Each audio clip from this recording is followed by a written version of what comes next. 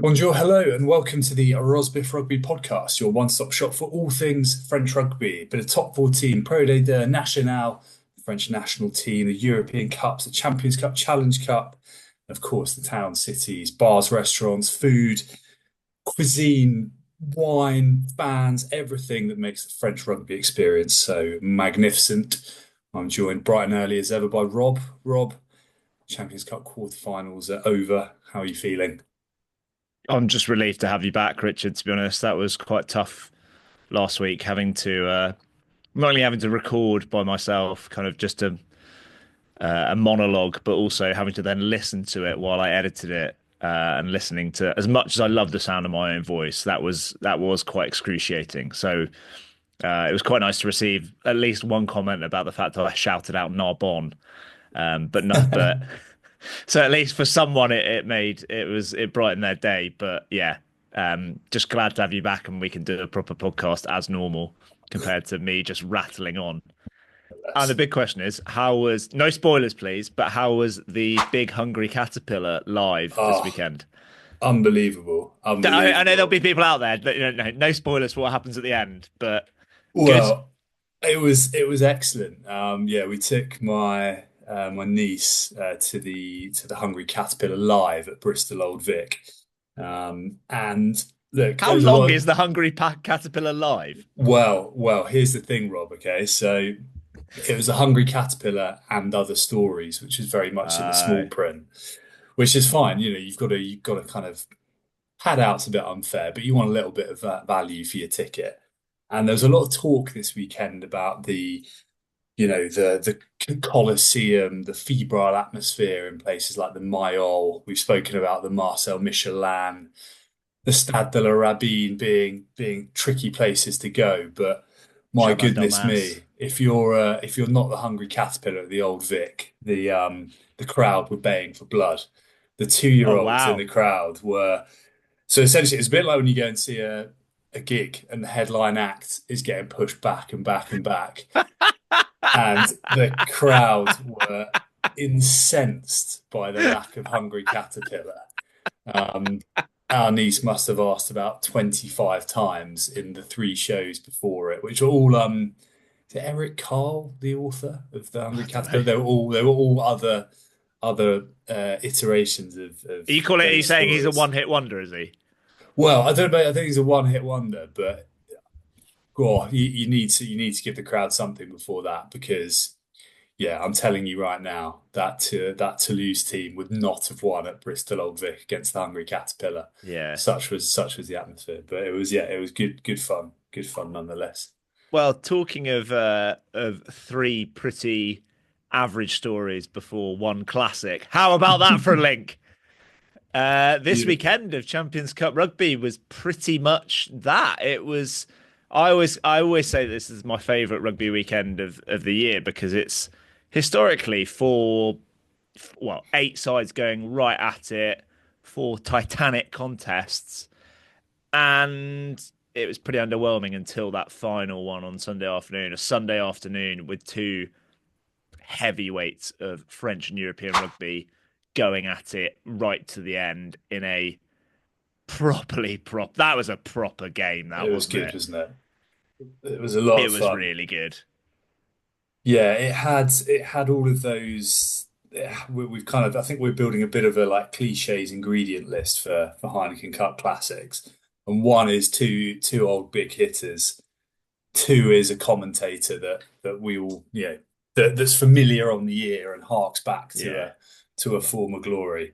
And the third is just that tension. This had the old yeah. When was the last time we saw a Toulon team not score any tries? And it didn't want for that at all. It was just engrossing from start to finish.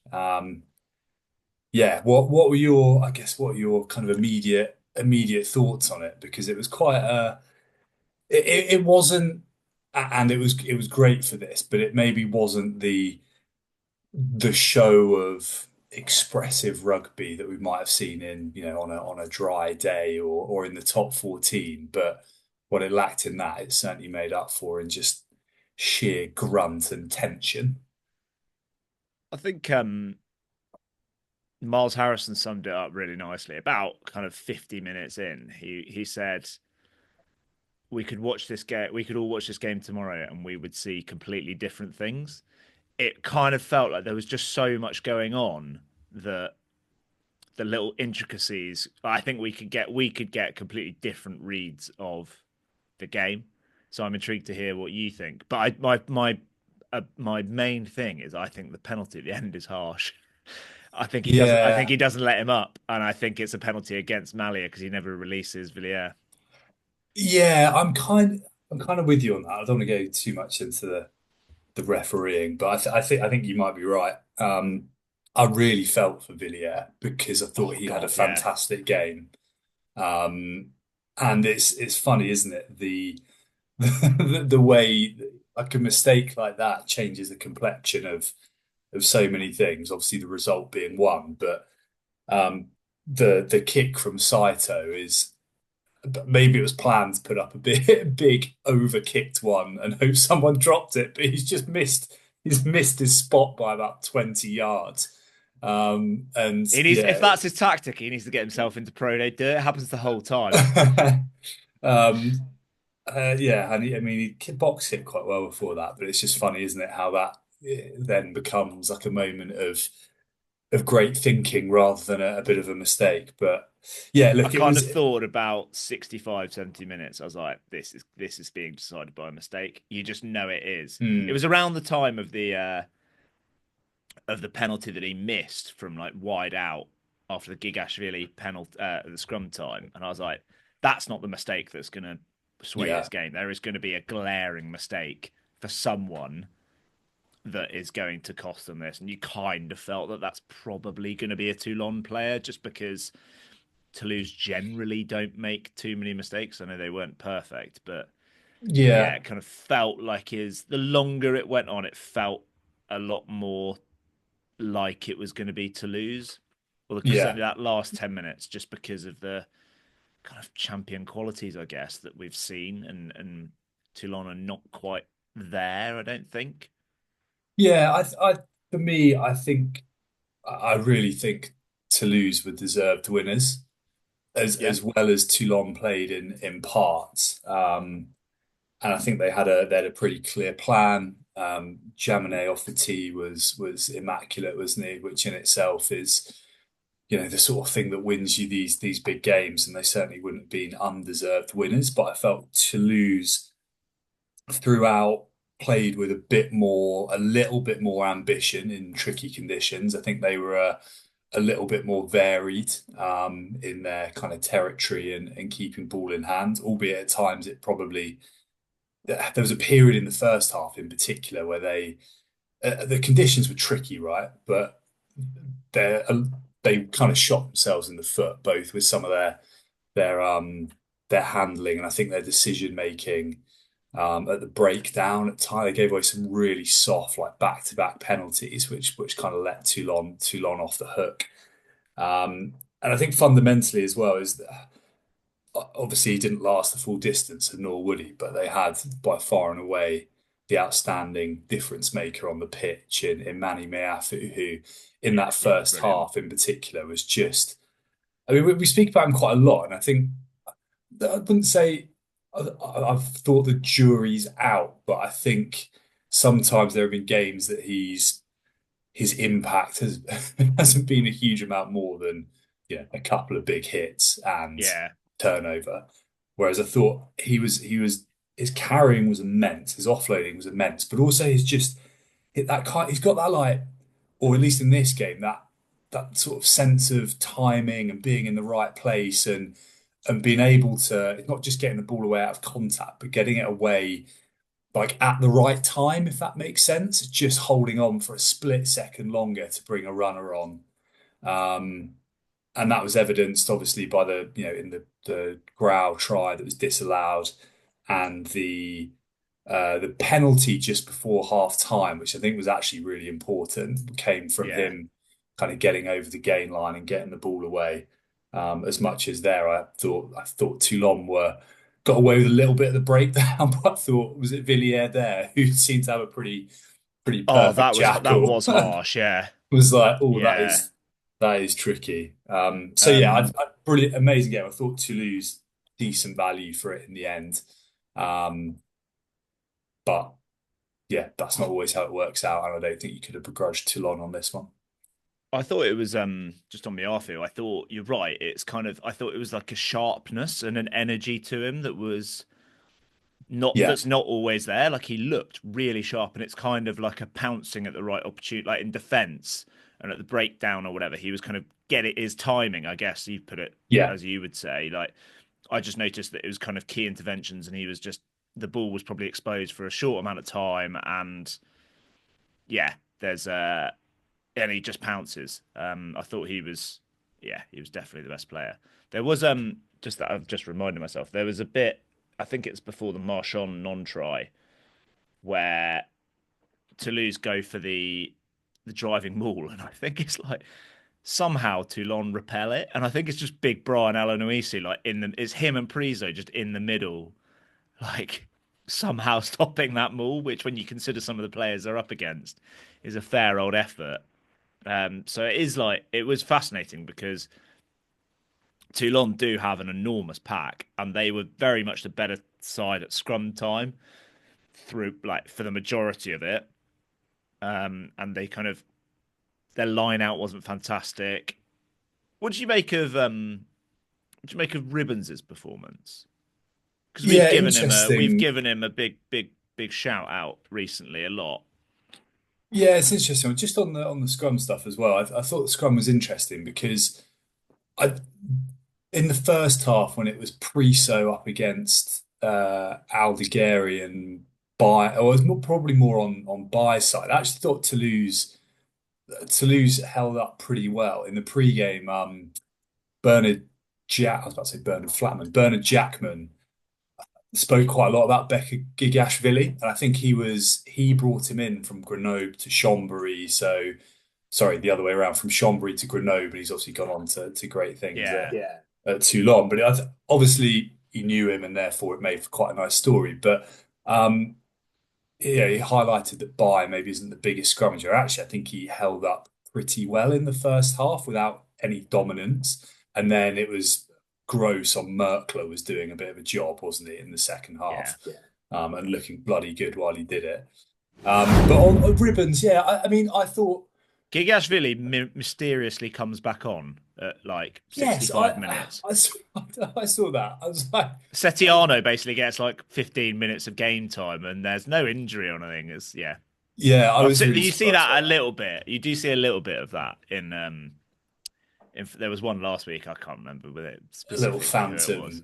phantom Yeah, replacement. there's just a random like a random prop or tight five forward just randomly comes back on. But yeah, Yeah, go on. Ribbons, I thought he was pretty good. I think the line out was a little bit iffy, wasn't he? Or wasn't it? And I he's think kind of there was obviously the at the heart line of out that. generally. I don't think that was him though. I And think his line out was Toulouse's line out was a bit gammy in the first half, so I think they lost their first three, didn't they? I thought he was pretty good. I thought some of his carrying was excellent, yeah. but perhaps not quite as. It's one of those things, isn't it, where there's a name on everyone's lips. I don't think he was quite as impactful in this game as a couple of match reports have made out, if that makes sense. But he was very good, and well, I don't know if we want to maybe talk about it another time, but I think the questions around him and the Lions are quite an interesting one. Well, they said Um, after the game, the guy I don't know. I think he's don't know his I can somebody like Ross Davis. Is that the guy? The guy the that Welsh guy on fronts it. Premier Sports, yeah, I'm Yeah, not he was sure like, it's oh, that. that's David Ribbons' Lions chance taking a big blow there today. And I was like, is that because he's now no longer in knockout rugby, or is because he thought he was crap? Because I think some of his basics certainly early on weren't fantastic, but you're right, some of his he's just everywhere. Like I think, Yeah, we're yes, Miafu was fantastic, but he was Ribbons was so much more prominent in terms of being around the ball the whole time than Flamont, for example. And I think that's one of the skills that Toulon have in their tight five. I really notice it with Sinclair and Priso and Bobigny, like who I thought was brilliant actually, really physical in defence. they just seem to be near the ball a lot, like around the ruck and the maul and contact area, which I think is what makes them so physical, is because those big guys are there a lot, like getting involved a lot, um, which I think is really impressive in itself. And well, I feel like a better judge of rugby, or a better someone who knows a lot more about the intricacies of rugby than me, or forward play, will be able to determine whether he had a good game or not. But for me, I think really drilling down into him, I think Ribbons still had a very good game. Mm. Whether it's, I don't think it, I think it's probably not quite enough to, because he was not the best player on the pitch and because he wasn't faultless, which I think he probably had to be, that possibly does dent his Lions chances. Yeah, yeah. I But kind then of Willis think wasn't that fantastic either. yeah, Willis. I thought I said earlier a lot of that poor decision making. It was back to back. He got pinged twice Yeah, just for where it just didn't need to. He just didn't need to be competing at those breakdowns, and they were quite obvious as well. With Ribbons, for me, I think the thing that's in his favour is that the Lions are probably not lacking, but th this sort of like obviously Ribbons actually played four, didn't he? But he'd probably I don't know, he he's a could big play bloke. in that big bloke, that tight head lock that's really been in vogue in the last 4 or 5 years with Skelton and Mayafu in Europe in particular.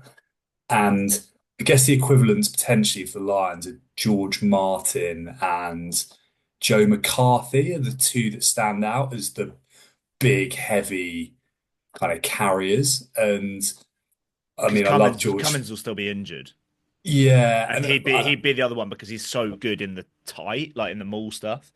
yeah, but I think more of a. I think I think Tyburn Martin actually does play isn't. five quite a lot. He does, yeah, he does, but he's but different, very different kind of player, Yeah, very right? In different terms player. of Yeah, he's the 4/6. He plays at five, but I think Martin, fantastic player, maybe not quite as dynamic in the carry. McCarthy, I think maybe it's still very young, maybe like flattered to disciplined a deceive a bit. little bit Yeah, at points as well. So I wonder if the way Ribbons could get in is because there isn't quite as much depth in that role as say you know like see a lot of talk around Henry Pollock and the Lions, and I don't yeah, doubt that he's good enough, but there's the queue of sevens is phenomenal. So yeah.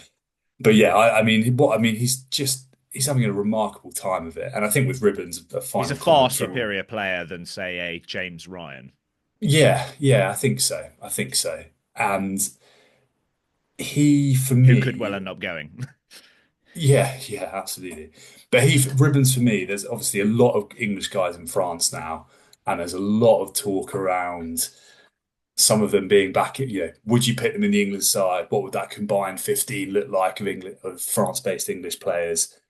For me, a lot of them had a real good crack of the whip for England and had their time and have moved on or moved on past their peak or whatever it might be. Ribbons is the one that really stands out for me. It's probably never Collier, got the game Ribbons and time. Collier. Collier, sorry, yeah, Collier, of course, as well. That really stood out as they were utterly underutilized by And Dan England the time they Lancaster. were here. Well, the second coming of Dan Lancaster's here, isn't it? Without his dad Yeah, on the touchline. So yeah, fabulous player is the summary. very nice. Anything else you want to talk about on this Toulon v Toulouse game? I think the Or only thing for Chamonix? me is Chamonix was masterful, I thought. yeah, I his thought kicking in those conditions was remarkable, really. but talking of kicking some spuds on Thomas Ramos. It's very easy to say. I feel like I say this every week. Like I can't remember a time, like obviously I can't remember because why would you? But I can't remember a time where there's been a noisier crowd for a kick. Yeah, That was and given yeah, it he'd was had a good. pretty iffy day, I thought on the decision making, I thought I thought well, the battle of the two fly halves that I love to get my claws stuck into. I thought Garbisi's decision making he just doesn't look very in control, and he looks like he's very reactive, and some of his decision making isn't that good. Whereas I thought Entomac was he did what he does of stepping in at certain times to make right, I'm going to kick it now, lads. And then he executes a really lovely kick. I thought Ntamack was pretty good. Yeah. Yeah, interesting. Yeah, I did And I think he thought was very good. Garbisi just isn't in, he's just not, doesn't, I don't know, he just didn't look in control. Not in control is not quite the right word, but just doesn't look convincing in a way. Yeah, I know what you mean. I think for me, Garbisi, I didn't think it necessarily looked like he didn't have a plan. Just think his execution of some of his territorial Yeah. kicking was as good as it could have been. Um, and I think a little bit of that in the first half in particular was that most of their possession came off loose balls, drop balls, and they seemed maybe a little bit unsure. They kind of would go for the first phase and then like I don't think he found touch as much as he could, but I don't think he had a terrible game. The only two other things for me were quite enjoyable. Moller and Mignoni, best pals on the sidelines, was hilarious. Yeah. It was like who could be the more melodramatic Frenchman on the sidelines. It was great to see.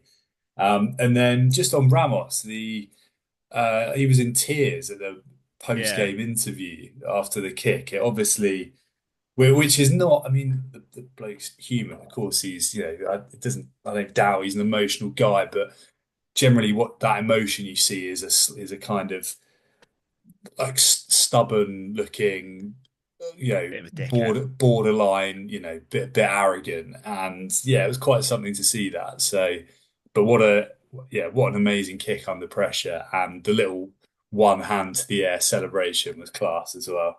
Yeah. Um, I thought Remat was good, but I quite enjoyed Ian Madigan.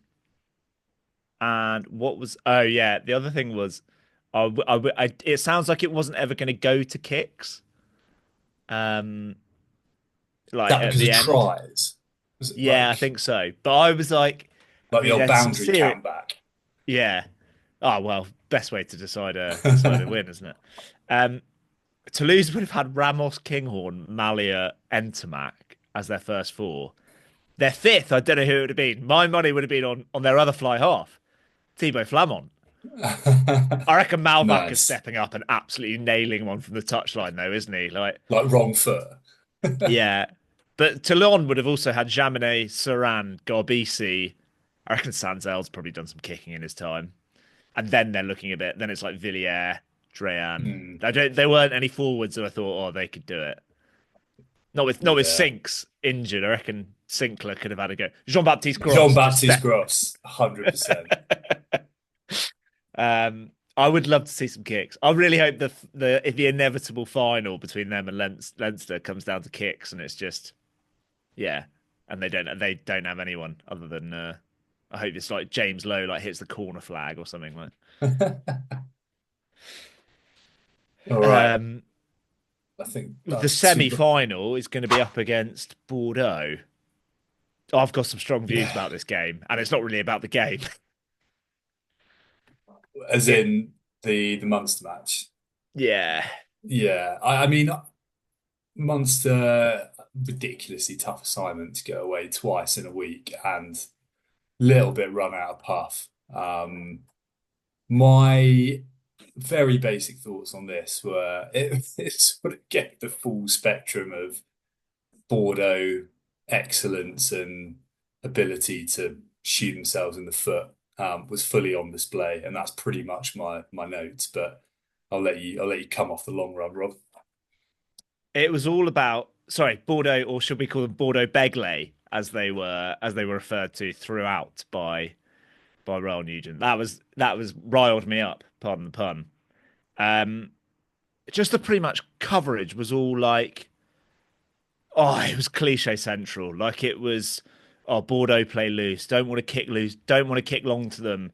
Don't want to play into their hands. They will get to 60 minutes and they will burn out. Where has the evidence of that been? Like, also, what team defends like a team like Bordeaux? What team has to defend that Bordeaux attack for 60 minutes and then thinks, oh no, now we'll pounce? Like, they're going to be the ones blowing. But there was no like even in this talk, like you don't have to have watched top 14 like we do. And I think Spritz and Scrum said it on their podcast last week. Like this was the reason why we set up. There was some stuff after the game. They're like, "This is the reason why we set up this podcast," because they get frustrated about people chatting nonsense about Benetton and Italy teams.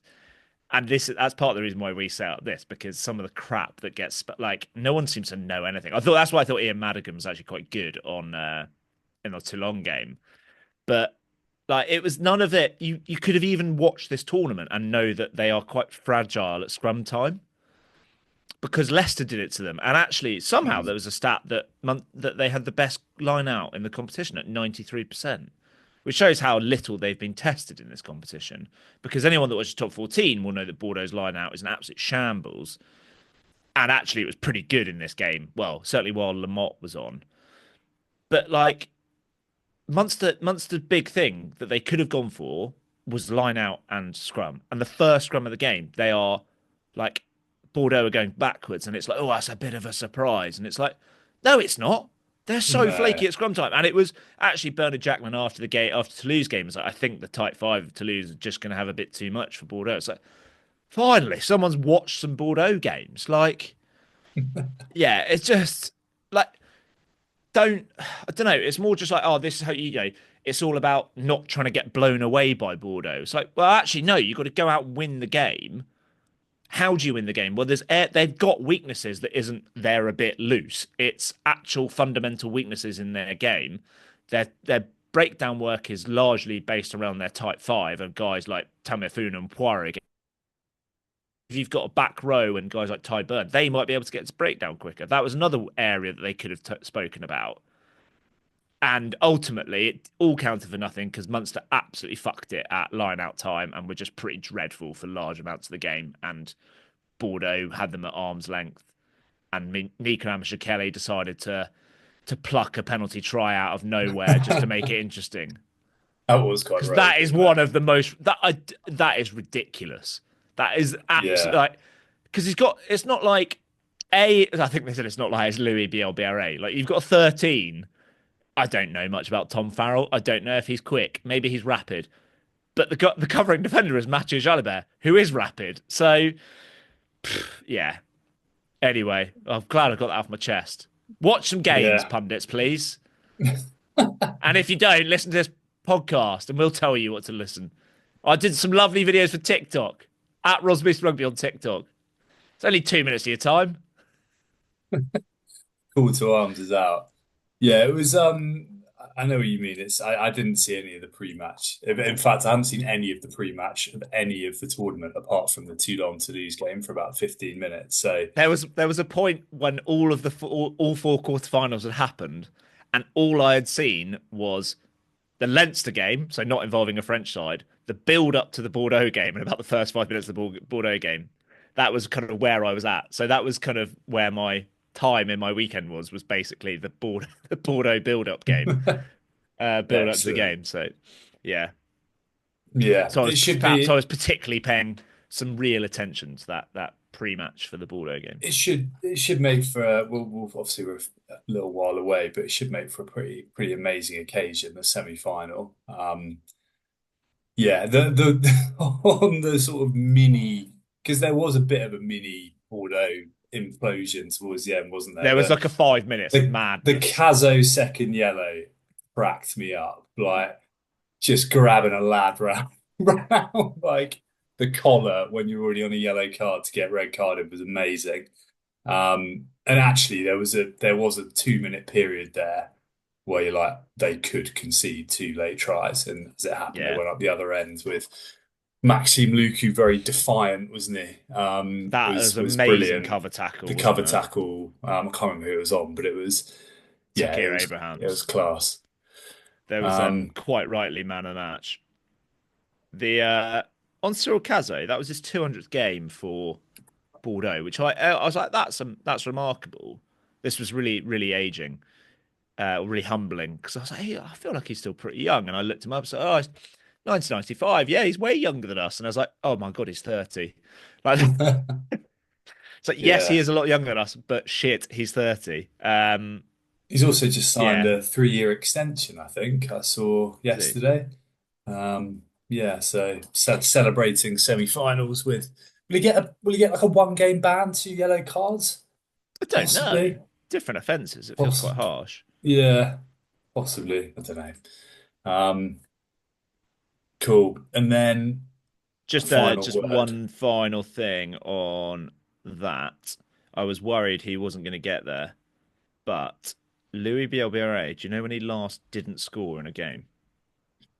Oh, what a great question. Very start of this season, like I don't know, Bordeaux away at Clermont or something like that. No, it was in 2024, but it was the last game of 2024, so Ah, December. okay. It was the home game against Toulon, but he has Ah, scored in every single game in 2020 in 2025, and he scored two in in about half of them as well. it's He's mad, isn't it? 27 tries from 23 games this season, all competitions. Pretty impressive stuff. The final slight damp squib from a French perspective of the weekend. My boys Castres, sadly, the 1 point win away from home at Franklin's Gardens wasn't to be. And it was never looking particularly close. Yeah, I don't know if you've got any major thoughts on this. It to me felt a bit like a bit of an old-fashioned French team away in Europe, sort of vibe. But maybe that's a little bit unfair. What do you reckon? I think that is a bit unfair. I mean, having just slagged off the pundits for not really knowing much about the Ube game or like what to look out for. Everyone was very dismissive of Cass before this game, and I kind of also did a preview saying it would be a lot closer than people think, and Cass can do this. And yeah, I mean, I felt like I mean, not to say that anyone really knew anything about Cast in the build up, but there were a lot of cliches being churned out for Cast, and I think ultimately they just couldn't live. You called it out. It's like last week. There's a high chance that they just won't be able to live with the pace of Northampton, especially if they play like they did against Claremont.